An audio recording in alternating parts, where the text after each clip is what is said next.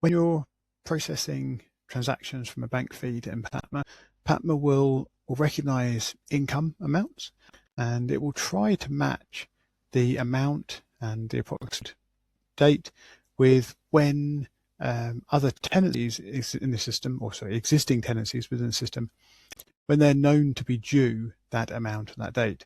And if we find any that do match, we'll provide these in the drop down here. And you can sort of quickly choose from one of those if it's right, and then click the create rent payment. However, if it's an odd amount or it's matching with the wrong tenancy because the date's slightly out when the payment was made or something, you can ignore this drop down and instead just click on the row of the transaction itself, or indeed the little arrow at the end. And when you click on that, it'll then pop up a box where you can choose from any of the tenancies that you've got within your system, and you can type in there to help choose them. And once you choose the tenancy, you can add a note if you wish. The date and the amount are obviously pre-filled from the transaction, and you can save that.